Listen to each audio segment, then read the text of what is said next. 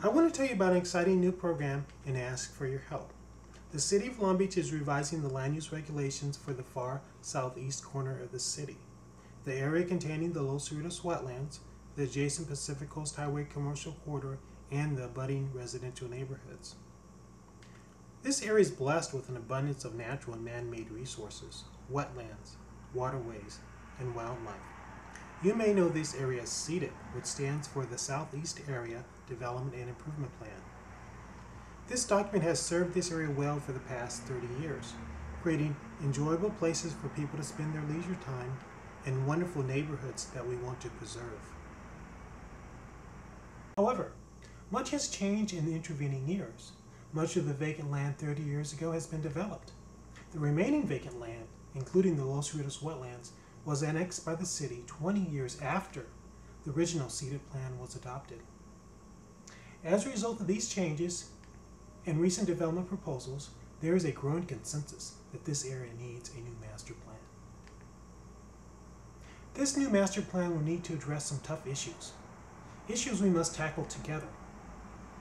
How to move people and cars to and through this area, how to protect our natural resources, and how to ensure that future development is compatible with those resources.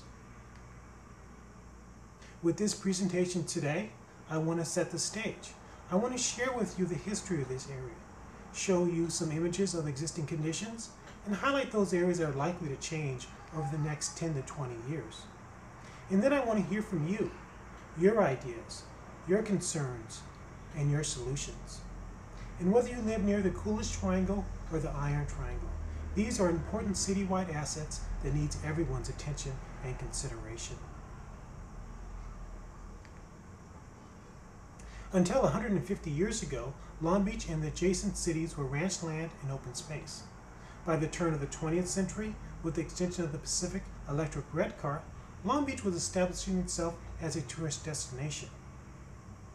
The area that is now the far southeast area of the city was the estuary at the mouth of the San Gabriel River. With the discovery of oil in 1921, the city's population rapidly expanded eastward. As shown here on this 1925 map, the eastern boundary of the city was taking shape with the construction of Naples Island and Marine Stadium.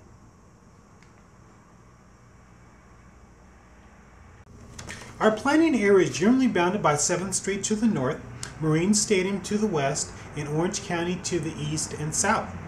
The major streets in this area are some of the most congested in the city. Pacific Coast Highway and Studebaker are the primary north-south streets, while 2nd Street and 7th Street are the primary east-west streets through this area. The many waterways and bridges are a constraint to roadway expansion to address existing traffic congestion and future growth. The first major developments in this area occurred in the late 1950s, and up until the mid-1970s, there was not a well-defined land use plan for this area. The development character of this period was primarily residential in nature, with single-family neighborhoods generally located south of Loynes Drive, and higher-density residential located to the north. Retail and offices were located along Pacific Coast Highway, and industrial uses were located east of Studebaker. The rapid growth in the 1970s gave rise to calls for a comprehensive approach to planning for the remaining vacant land. After 2 years of community meetings, the SEADIP specific plan was adopted by the City Council in 1977. This new plan set standards for suburban-style development with lots of open space and low-rise buildings. The remaining vacant land was developed shortly after the plan's adoption.